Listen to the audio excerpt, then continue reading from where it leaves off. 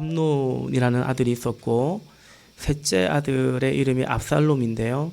이 셋째 아들 압살롬이 첫째 아들 그의 형인 암논을 살해하죠. 그리고 도망을 쳤습니다. 다윗은 얼마나 분노가 치밀겠습니까? 그런데 아들이 뭔지 자식이 뭔지요. 시간이 지나니까 자신의 아들을 그 형을 죽인 압살롬인데도 그리워지는 겁니다. 그 아들이 다시 보고 싶은 겁니다. 결국 압살롬이 수년의 시간이 지나고 예루살렘으로 돌아왔고 또 예루살렘 돌아온 후에 또 시간이 지나서 마침내 다윗 왕 앞에 서게 되죠.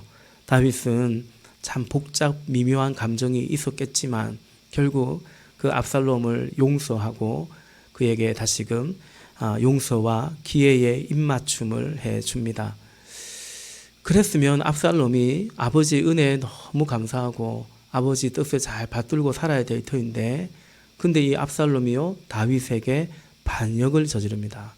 당시에 반역을 저지른다라는 것은 뭐 하늘 아래 두 왕이라는 없는 거거든요. 그럼 이제 아버지 다윗 왕을 쫓아내는 정도가 아니고 죽이겠죠. 그게 이제 반역인 것입니다.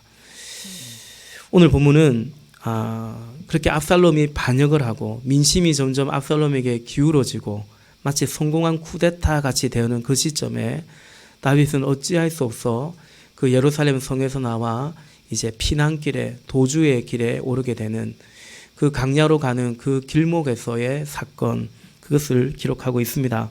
사무엘하 15장 23절 오늘 보면 바로 앞구절이죠. 23절에 보니까 왕이 기드론 시내를 건너가니 그의 부하도 모두 그 앞을 지나서 강야 쪽으로 행군하였다라는 것입니다.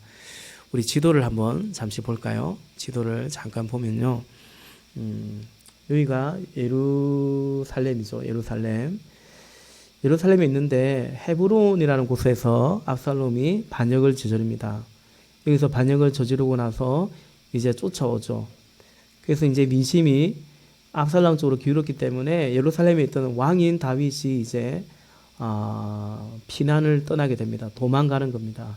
그래서 오늘은 이 바후림이 16장에 바후림이 나오는데 예루살렘에서 이제 강야로 접어드는 바로 그 길목 정도에서 일어난 일이다라는 거죠. 이게 빨간색이 다윗이 앞으로 압살롬을 피해서 도망가게 되는 하나의 여정이 됩니다. 네, 지도를 보면 조금 이해가 될 것 같고요. 그렇게 기드론 시내를 건너가는데 다윗은 거기서 언약궤를 메고 온 제사장들, 레위 지파 사람들을 만나게 됩니다.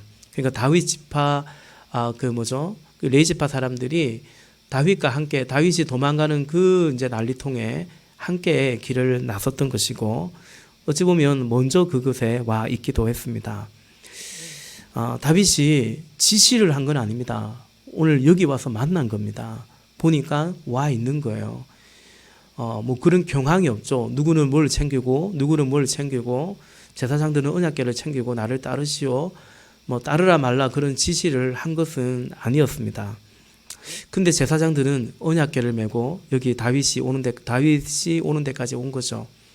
여러분, 제가 페이퍼에 이제 적어놨지만 왜 제사장들은 언약궤를 메고 여기 와 있을까? 뭐 때문에 여기까지 쫓아왔을까? 지금 졸면 안 됩니다. 5분 안에 졸면 안 되죠. 자, 네. 덥나요? 괜찮죠? 네. 왜 제사장들이 언약궤를 메고 나왔을까? 제가 볼 때는 지난날의 역사 때문입니다. 하나님의 궤 언약궤는 하나님의 임재를 상징하는 것이죠. 원래는 그게 성소에 그것도 지성소 안에 모셔놓고 있는 것입니다. 근데 이스라엘의 역사를 보면 자신들의 필요에 따라 그 언약궤를 이곳저곳으로 옮기기도 했습니다. 사무엘상 4장에 볼 때 우선 이제 블레셋과의 전쟁이죠. 그때는 홈리와 엘리 제사장 또 그의 두 아들인 홈리와 비느하스가 제사장의 역할을 할 때였습니다. 굉장히 영적으로 부패하고 타락했던 때입니다. 사무엘상 4장 3절과 4절 말씀에 보면 이스라엘의 패전병들이 진으로 돌아왔을 때 이미 한번 블레셋과 전쟁을 했는데 지고 패배하고 돌아왔었어요. 돌아왔을 때 장로들이, 이스라엘 지도자들이 말하였다. 주님께서 오늘 우리가 블레셋 사람에게 지도록 하신 까닭이 무엇이겠느냐. 실로에 가서, 당시 성소가 실로에 있는데요, 실로에 가서 주님의 언약궤를 우리에게로 모셔다가 우리 한가운데에 있게 하여 우리를 원수의 손에서 구하여 주시도록 하자. 4절. 그래서 이스라엘 백성이 실로로 사람들을 보냈다. 그들이 거기 그룹들 사이에 앉아 계시는 만군의 주님의 언약궤를 메고 왔다. 하나님의 언약궤를 가져올 때에 엘리의 두 아들 홈리와 비느하스도 함께 왔다. 아멘. 전쟁에서 패한 거예요. 그러면 이제 패인을 원인 분석을 해야 되는데, 언약궤를 가지고 가지 않아서 이들이 이제 가나안을 정복할 때 제사장이 언약궤를 메고 제일 먼저 요단강도 건넜고 하여튼 앞서갔거든요. 근데 이제는 성소에 언약궤를 모시고 있는데도 불구하고 전쟁에서 지고 나서는 이들이 돌아보기를 언약궤를 안 가져가서 그런갑다라고 하면서 언약궤를 가지고 다음 전쟁에 나갑니다. 마치 이거 들고 나가면 이길 수 있다라는, 좀 미신적으로 보면 거의 뭐 부적과 같은 그런 개념으로 언약궤를 이들이 대했다라는 거죠. 그래서 그 언약궤를 들고 나가서 전쟁에서 이겼는가? 아니죠. 집니다. 이전보다 더 크게 아주 완패를 하게 되죠. 그리고 언약궤도 빼앗기게 됩니다. 그리고 이제 긴 시간이 지나서 언약궤는 돌고 돌아서 기얏 여아림이라는 곳에 있는데요, 바알라 유다라고 부르기도 하는 그곳에 있었는데, 이제 다윗이 통일 왕국의 왕에 올라서 그 기얏 여아림에 있는 언약궤를 수도인 예루살렘으로 모셔오고자 합니다. 사무엘하 6장 1절과 2절에 보니까 다윗이 다시 이스라엘에서 정병 3만 명을 징집하여서 그들을 모두 이끌고 유다의 바알라로, 여기가 기얏 여아림입니다. 바알라로 올라갔다. 거기에서 하나님의 궤를 옮겨 올릴 생각이었다. 그 궤는 그룹들 위에 앉아 계신 만군의 주님의 이름으로 부르는 궤였다. 6장 5절에 보니까 다윗과 이스라엘의 모든 가문은 온 힘을 다하여서 잣나무로 만든 온갖 악기와 수금과 금은고를 타며 소고와 꽹과리와 심벌저를 치면서 주님 앞에서 기뻐하였다. 그게 이제 기얏 여아림에 있는 그 언약궤를 예루살렘으로 옮겨오는 장면이에요. 무슨 전쟁 나가는 게 아닙니다. 근데 군대를 무려 3만 명을 징집합니다. 3만 명의 군인을 그 행렬을 만들어서 이 언약궤를 모셔오는 거예요. 다윗은 그 언약궤가 올 때 너무 기뻐하면서 온갖 악기를 동원해서 함께 춤추고 찬양하고 그렇게 기뻐했다라는 거죠. 그런데 그 나곤의 타작마당이라는 곳에서 언약궤를 수레에 싣고 오다가, 소가 끄는 수레에 싣고 오다가 소가 팔짝 뛰어버리니까 언약궤가 그만 떨어지려고 해요. 땅에 떨어지려고 하니까 언약궤를 운반하던 책임자 가운데 한 명이었던 이 우사라는 사람이 언약궤를 딱 붙잡습니다. 떨어지면 안 되니까. 다른 마음이 아니에요. 떨어지면 안 되니까. 떨어지면 안 되지. 우사가 그걸 딱 붙잡는 순간 그곳에서 즉사를 합니다. 우사가 그 자리에서 죽습니다. 많은 사람들이 놀라고 두려워하고 분위기가 완전히 바뀌어버리고 말이죠. 사실은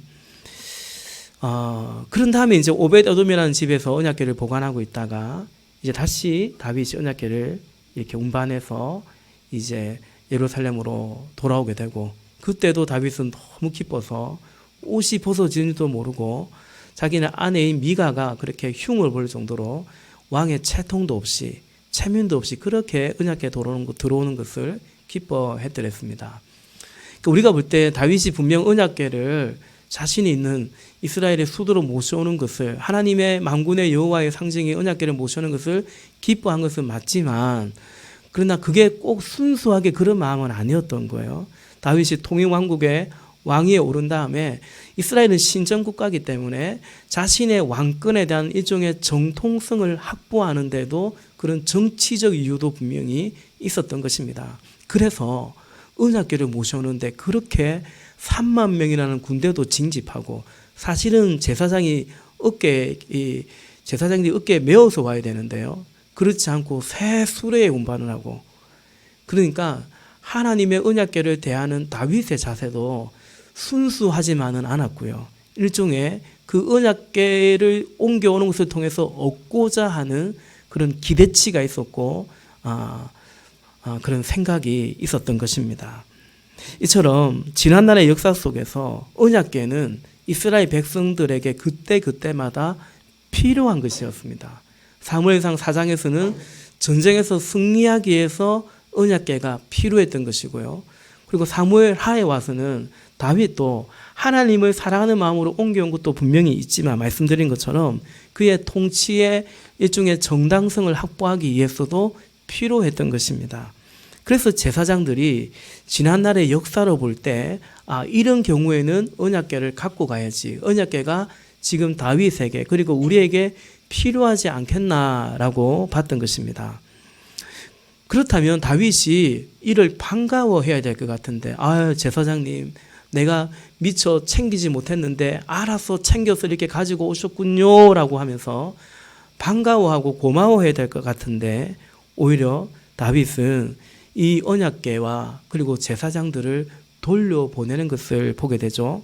본문 25절에 보니까 그런 뒤에 왕이 사독에게 말하였다. 하나님의 궤를 다시 도성 안으로 옮기시오 라고 말합니다.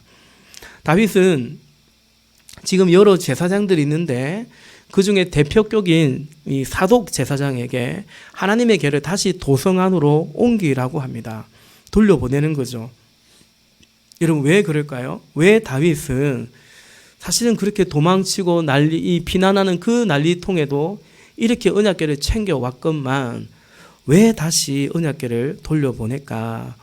그것은 다윗이요, 그 언약궤가 아니라 하나님을 믿기 때문입니다. 언약궤를 믿는 것이 아니고 하나님을 믿는 것입니다. 비록 언약궤가 하나님의 임재의 상징인 것은 분명하지만 그러나 어디까지나 그건 상징이지 그것 자체가 하나님은 아닌 것입니다. 다윗은 그래서 언약궤를 돌려보냅니다. 이것은 다윗이 지금 하나님에 대해서 어떤 이른바 신인식을 가지고 있는지, 다시 말해 어떤 믿음의 태도를 보이고 있는지를 보여주는 것이죠. 하나만 더 생각해 보면 다윗은 왜 언약궤를 다시 돌려보냈을까? 그것은 언약궤를 갖고자 했던 이유, 언약궤를 꼭 지니려고 했던 이유, 그 우상을 버렸기 때문입니다.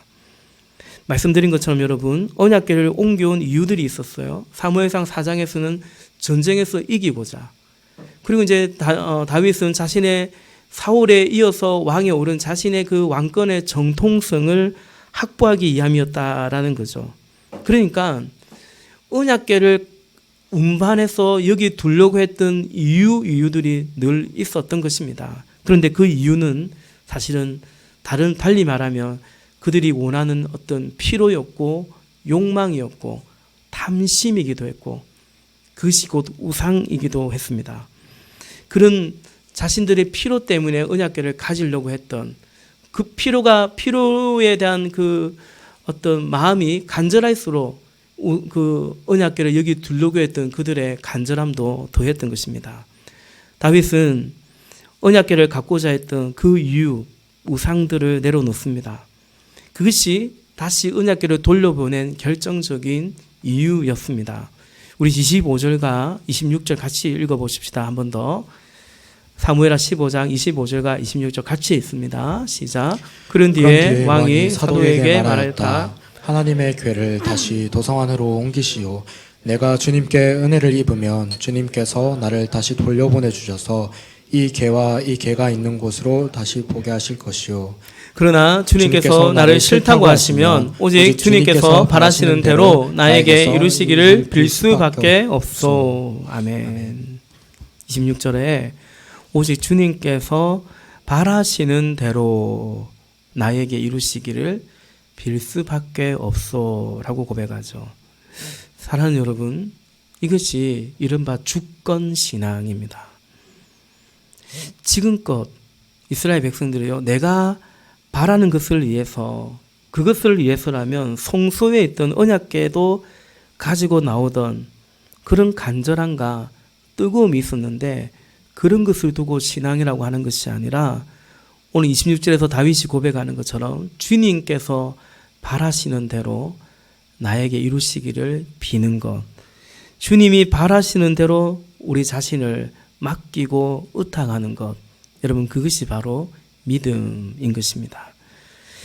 아마 결론에서도 말씀드릴 것 같은데요, 이것은 광야를 통한, 고난을 통한 연단을 거쳐서 이루어지는 믿음의 변화이죠. 우리 신앙의 자람이고 성숙이라고 볼 수 있습니다. 그렇게 하라고 하는데요, 돌아가라는 거예요. 여기에 사독과 아비아달을 비롯한 제사장, 레위지파들이 순종합니다. 특히 눈에 들어오는 사람이 있는데 그 사람은 아비아달이라는 제사장입니다. 아비아달의 아버지가 누구냐면 그 노베 제사장 아히멜렉이라는 사람입니다. 아히멜렉은 사울 왕에 의해서 죽임을 당합니다. 다윗이 도망을 칠 때 아히멜렉 제사장에게 한번 들립니다. 너무 배가 고픈 나머지 이제 길을 떠나야 되는데 먹을 것이 없냐고 하니까 그 성소에 진열한 그 떡을, 성소에 올려놓은 그 떡을 다윗에게 줍니다. 또 그가 가지고 있던 칼을 또 다윗에게 주기도 합니다. 누가 그것을 사울 왕에게 고자질을 했어요. 사울 왕이 다윗을 죽이고자 거의 악한 영에 시달리고 있었기 때문에 제사장임에도 불구하고 아히멜렉을 죽여버립니다. 뿐만 아니라 함께 있던 제사장을 모조리 죽여버리는데 그때 유일하게 살아남은 그 제사장의 아들이 바로 아비아달이었습니다. 그 아비아달이 지금 이제 예루살렘으로 다윗의 명에 순종해서 돌아가는 것입니다. 돌아가면 누구를 만날까요? 누구를 만나겠습니까? 압살롬을 만나겠죠. 그죠? 그 옛날 사울 왕이라는 그 악한 놈이요. 아니 어떻게 제사장도 죽일 수 있냐고, 다윗 좀 도와줬다고. 그죠? 근데 지금 이 압살롬은 어떤 사람입니까? 아버지마저도 죽이려고 드는 그렇게 권력에 눈이 먼 사람인데 그 압살롬이 사울보다 더하면 더했지, 그죠? 그러니까 아비아달은 정말 그 옛날 사울의 그 칼부림이 기억났을 거예요. 가기 싫었을 것입니다. 그럼에도 왕이 가라고 하니 아비아달도 그 자신의 직무를 따라서 언약궤를 메고 다시 돌아가게 됩니다. 여러분 그것이 제사장이네요. 그것이 믿음이요, 믿음의 사람들의 삶인 것입니다. 그렇게 제사장들을 돌려보내고 다윗은 이 피난길을 이어가죠. 30절 같이 보겠습니다. 30절 시작. 다윗은 올리브산 언덕으로 올라갔다. 그는 올라가면서 계속하여 울고 머리를 가리고 슬퍼하면서 맨발로 걸어서 갔다. 다윗과 함께 있는 백성들도 모두 머리를 가리고 울면서 언덕으로 올라갔다. 아멘. 올리브산 언덕, 올리브산은 이제 개역개정에 보면 감람산이죠. 사도행전 1장에 예수께서 승천하신 바로 그것이 감람산입니다. 그 올리브산 언덕을 이제 다윗이 넘어갑니다. 머리를 가리고요, 발에는 신발을 벗고 맨발로, 그리고 슬피 울면서 그 언덕을, 그 산을 넘어갑니다. 여러분 지금 다윗이 어디를 가고 있는 겁니까? 지금 어떤 그 걸음을 가고 있는 겁니까? 피난 가고 있어요. 도망가고 있어요. 이렇게 머리에 뒤집어 쓰고 슬피 울면서, 그죠? 맨발로 뚜벅뚜벅 이렇게 걸어가는 게 맞겠습니까? 아니면 신발끈을 단단히 조여매고 잽싸게 도망가는 게 맞겠습니까? 잽싸게 도망가야죠. 지금 쫓아오는데요. 그런데 다윗의 모습은 정반대입니다. 노예처럼요, 신발을 벗고, 빨리 가기 힘들죠. 얼굴을 가리고 슬피 울면서 가는 게 힘들어요. 울면서 그렇게 걸어갑니다. 네. 노예처럼 신발을 벗고요. 그는 왕의 자리에서 내려와 있습니다. 반란 때문에 그 자리를 꼭 뺏겨서만은 아니고 그래서만은 아니고요. 그는 왕의 자리에서 스스로 내려와서 그 왕노릇하던 자신의 옷도 벗고 신도 벗고 그러나 만군의 왕이신 여호와이신 하나님 앞에 왕을 향해 나아가고 있음을 보게 됩니다. 여러분 그렇습니다. 지금 다윗이 가는 그 길은 그런 길입니다. 이 길은 반역 세력을 피해 도망가는 길이 아니라 마치 성전을 향해 올라가는 순례의 길과 같습니다. 우리 시편에 성전에 올라가는 노래들, 그 시편들이 많은데 성전에 올라가는 예루살렘의 성전에 올라갈 때 그 성전을 올라가는 순례자의 노래가 있는데 마치 다윗은 도망가는 도망자가 아니라 오늘 설교 제목처럼 순례자처럼 뚜벅뚜벅 참회의 길을 가고 있습니다. 압살롬으로부터 다만 도망가는 길이라기보다는 주님을 향해 가는 길입니다. 그리고 주님을 바라볼 때 우리는 자신을 바라보는 거죠. 자신을 돌아보며 성찰하고 참회하는 길입니다. 압살롬을 보기보다는 이런 비참한 자신의 처지만을 바라보기보다는 다윗은 지금 주님을 바라보며 그 올리브산 언덕을 넘어가고 있어요. 때문에 지금 다윗의 이 길은 다만 도망자 피난길만은 아니고 사실은 회복의, 영적으로 볼 때는 회복의 길을 가고 있는 것이죠. 그런데 여러분, 지금 다윗이 이처럼 마음을 바로잡고 참회의 길과 하나님 앞에 엎드려 그렇게 가는데도 그 길에도 시험이 있습니다. 이 길에도 시험이 옵니다. 대표적으로 우리가 16장에 보게 되는 시므이라는 사람이 다윗을 비방하고 욕하고 저주하는 거죠. 우리 16장 한번 볼까요? 제가 오늘 앞서 15장 본문과 그 주제가 맥을 같이 한다고 느껴서 중간에 것은 다음 주에 좀 보기로 하고 16장 5절로 좀 뛰어가 보겠습니다. 16장 5절부터 8절까지 우리 교독해서 보겠습니다. 5절부터 8절까지 먼저 읽겠습니다. 다윗 왕이 바후림 마을에 가까이 이르렀을 때 갑자기 어떤 사람이 그 마을에서 나왔는데 그는 사울 집안의 친척인 게라의 아들로서 이름은 시므이였다. 그는 거기에서 나오면서 줄곧 저주를 퍼부었다. 다윗 왕의 모든 부하와 모든 용사가 좌우에 서서 왕을 호위하고 가는데도 그는 다윗과 그의 모든 신하에게 계속하여 돌을 던졌다. 시므이가 다윗을 저주하여 말하였다. 영영 가거라. 이 피비린내 나는 살인자여, 이 불안당 같은 자야. 내가 사울의 집안 사람을 다 죽이고 그의 나라를 차지하였으나 이제는 주님께서 그 핏값을 모두 너에게 갚으신다. 이제는 주님께서 이 나라를 너의 아들 압살롬의 손에 넘겨주셨다. 이런 형벌은 너와 같은 살인자가 마땅히 받아야 할 재앙이다. 아멘. 이게 시므이는 보니까 사울 집안의 친척인 게라의 아들이라는 거예요. 쉽게 말해서 사울 집안의 일가 친척 중에 한 명이라고 보면 되겠습니다. 사울 왕에 이어서 왕에 오른 것이 다윗이잖아요. 사울의 자손이 아닌 다윗이, 베냐민 지파인 사울이 아닌 유다 지파인 다윗이 왕에 올랐기 때문에 이 사울의 집안은 더 나아가 이 베냐민 지파들이 유다 지파 다윗과 그렇게 개인적으로 감정이 좋지만은 않습니다. 그럼에도 그가 엄연히 왕인데 이 시므이가요 다윗을 욕하고 저주를 합니다.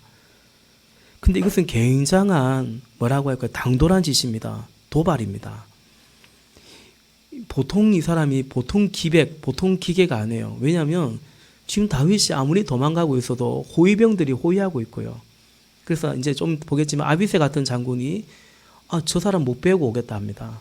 우리가 아무리 도망가신세라도 저놈을 살려줄 수 있겠냐라는 거죠. 그런데 시므이가 이렇게 당돌하게 다윗을 계속 저주합니다. 그런데 여러분 우선 알 것은 뭐냐면 시므이가 지금 말하는 이 말이 팩트가 아니다라는 것이죠.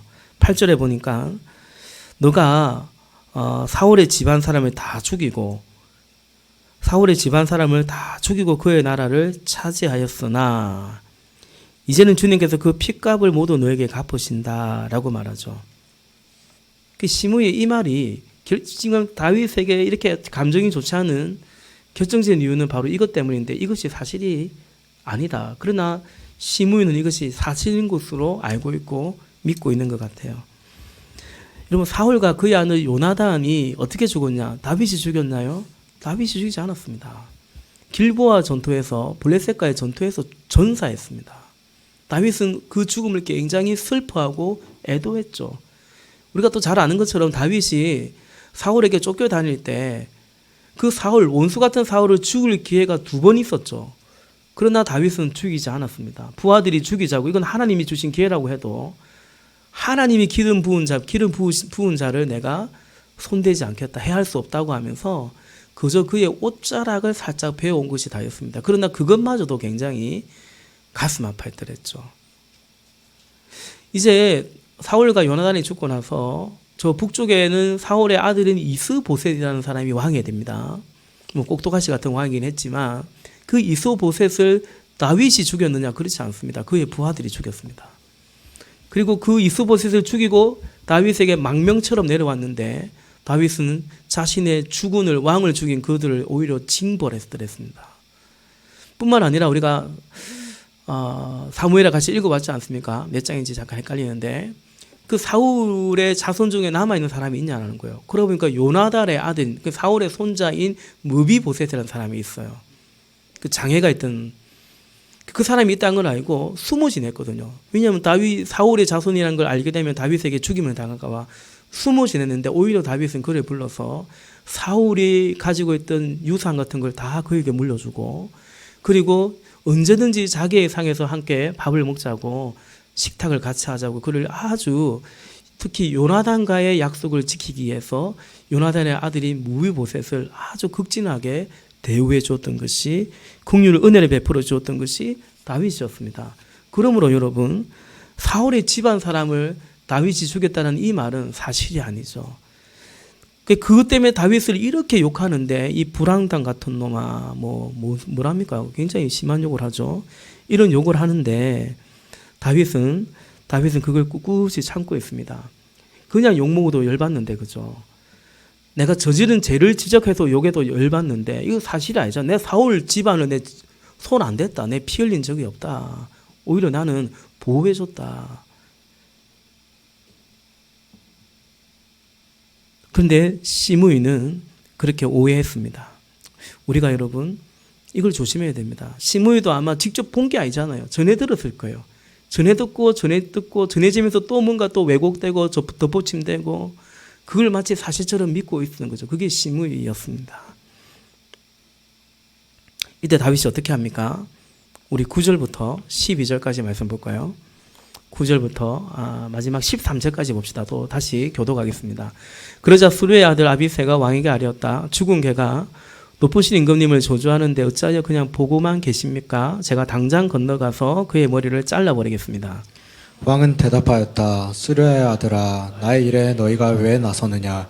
주님께서 그에게 다윗을 저주하라고 분부하셔서 그가 저주하는 것이라면 그가 나를 저주한다고 누가 그를 나무랄 수 있겠느냐? 그런 다음에 다윗이 아비새와 자기 모든 신하에게 말하였다. 생각하여 보시오.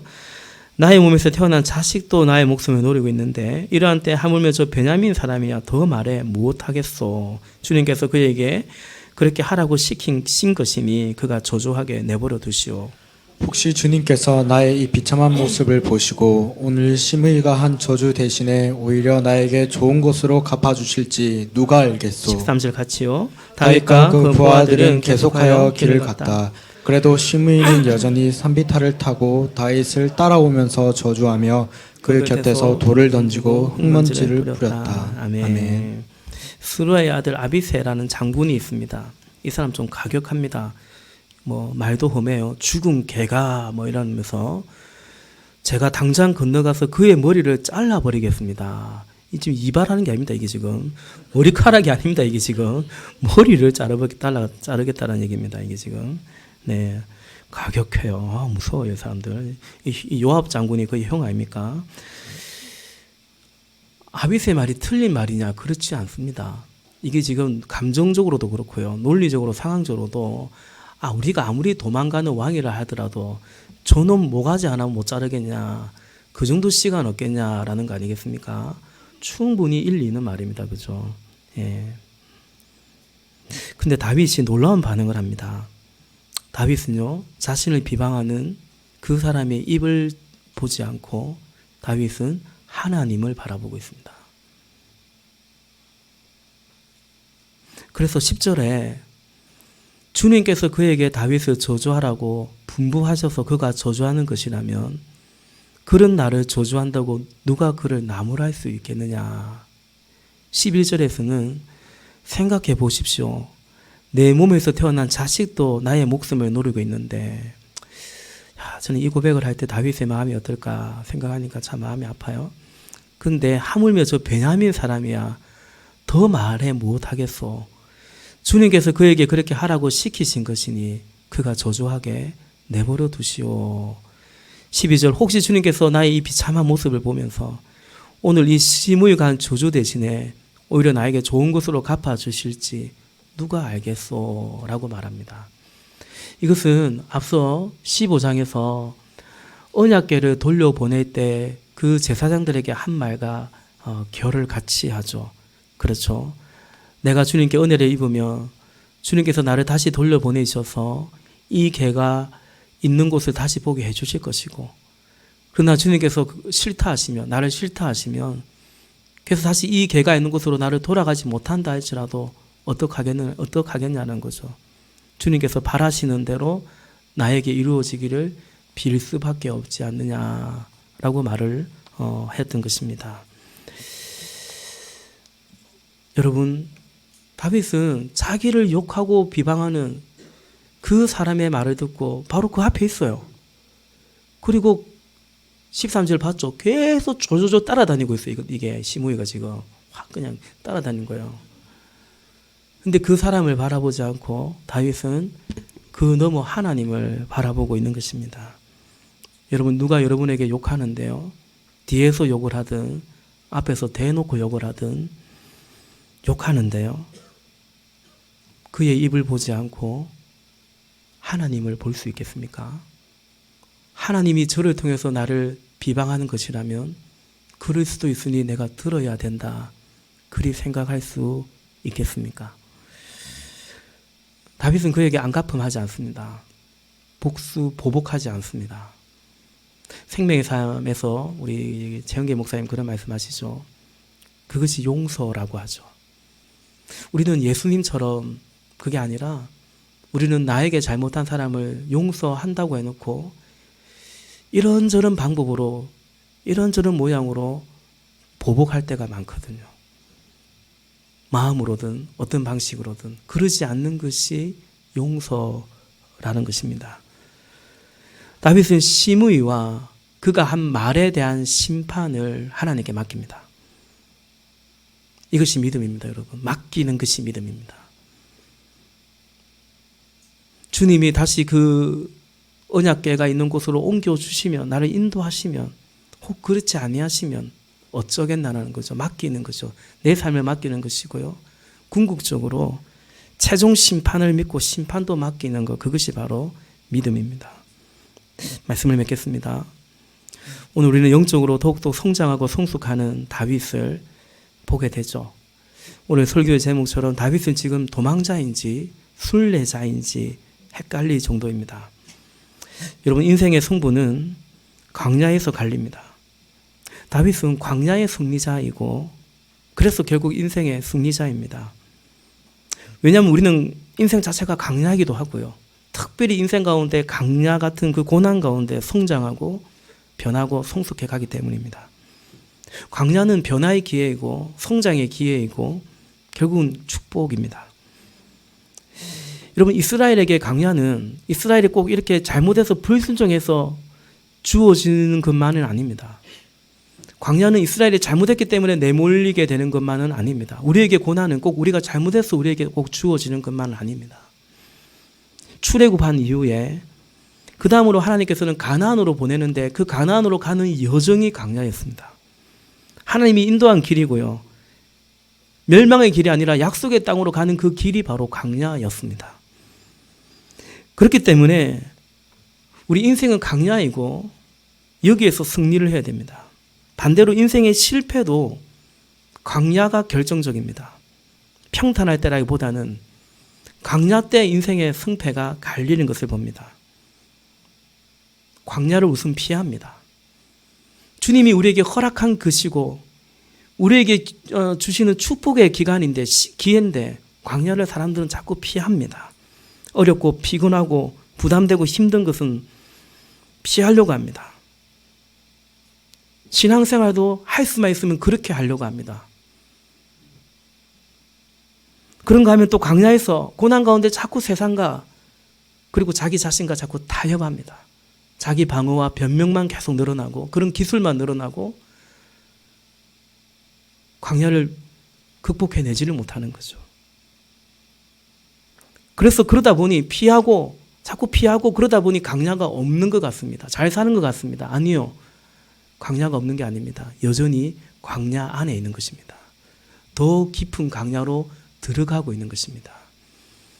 광야가 없기 때문에 넓은 길로 갈지 모르겠지만 그 길의 끝은 예수님 말씀하신 것처럼 멸망의 길입니다. 그래서 하나님께서 정말 사랑하는 사람에게 택한 백성에게는 이 광야를 계속 허락하십니다.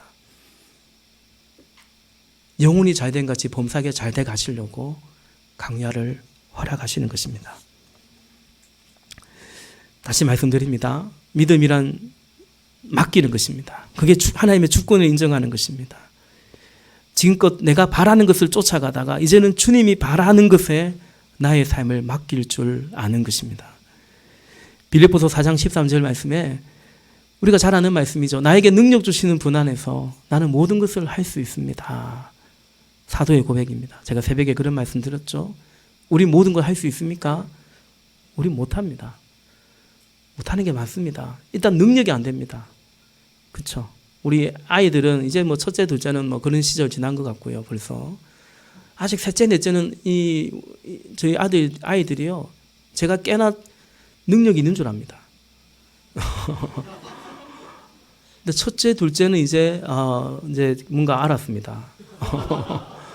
우리 아빠 별거 아니다. 알았습니다. 해주고 싶어도 저는 못 해주는 게 많습니다. 마음이야 뭐 꿀떡 같죠.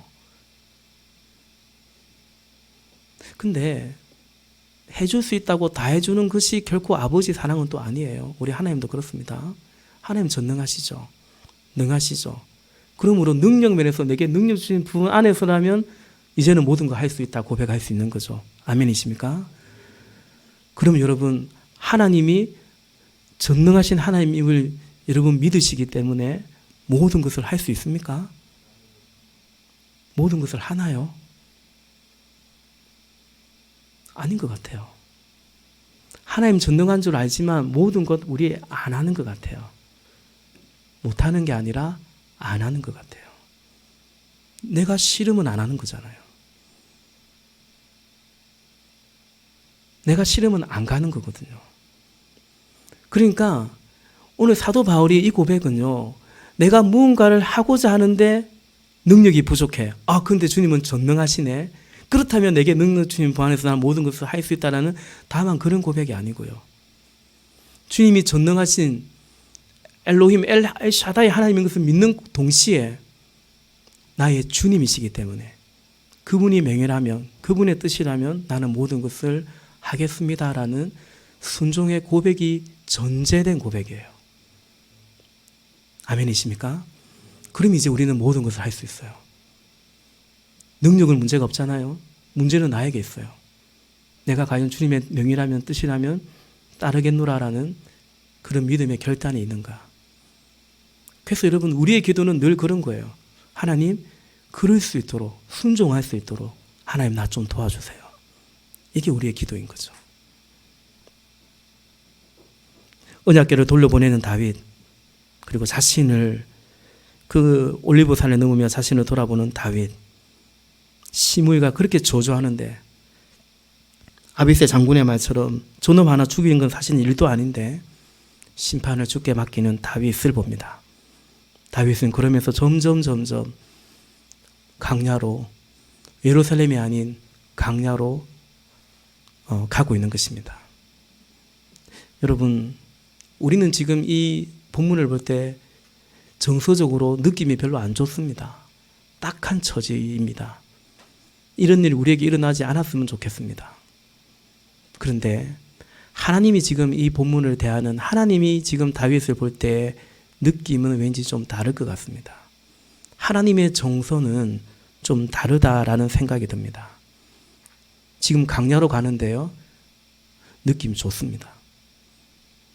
하나님은 다윗을 보면서 그래 다윗 그거지 그렇지 마치 그러고 계시는 것만 같습니다.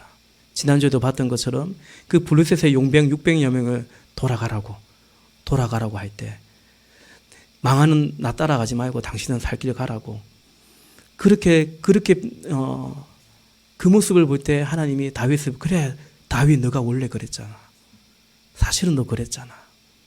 이제는 언약궤마저도 돌려보내는 다윗을 보면서 그렇지, 언약궤가 하나님이 아니지, 내 피로 따라서 언약궤를 가지고 왔던 그거 이제 청산해야지, 그런 식으로 신앙생활 했던 거 이제 바꿔야지라고 하나님은 보고 있는 거예요. 시므이가 저주하지만 그의 입을 보지 아니하고 그 심판까지도 하나님께 맡기는 다윗의 이 고백을 보면서 그래 다윗 그거다 라고 말하는 거, 말씀하시는 것만 같습니다. 그래서 우리 삶 가운데 하나님은 때로 이런 강야를 허락하십니다. 교회적으로도 때로는 그런 강야, 우리가 더 지금 허락하신 비전을 보고 가지만 어쨌든 그 과정 가운데 우리는 좀 더 수고하고 좀 더 불편할 수 있는 변화의 그런 강야를 우리는 또 통과해 가는 것입니다. 그러나 강야는 축복입니다. 강야는 하나님과 제일 가까워지는 시간입니다. 여러분, 이스라엘 백성들이요, 가나안 들어가서는 농사 짓고 하늘 바라보고 이른 비와 늦은 비에 은혜에 감사하며 살았다면, 강야는 아예 매일 아침 내리는 만나를 먹고 살았고요, 매일 보였던 구름 기둥과 불 기둥을 따라 살았습니다. 강야는 사실 환경적으로는 힘들지만 하나님과의 관계로 보면 하나님과 제일 가까웠던 곳이 사실은 강야였습니다. 우리가 자라고 변하는 성숙의 기회입니다. 아무쪼록 오늘 강야로 더 들어가는 다윗을 보게 됩니다. 그러나 절망적이지만은 않죠. 오늘 우리 삶 가운데도 하나님이 강야를 허락하신다면 그 강야가 결코 우리에게 절망만은 아니요, 비록 인내해야 되겠고 불편해야 되겠고 맨발로 산을 넘어가야 될지 모르겠지만 그 속에서 우리를 향하신 하나님의 그 계획과 그 섭리 가운데 승리하는 믿음으로 더 성장하고 변화되어가는 그런 기회가 되는 우리 모두가 되고 주의 몸된 교회가 되기를 주의 이름으로 축원합니다. 우리 시간 찬양하고 같이 기도하겠습니다.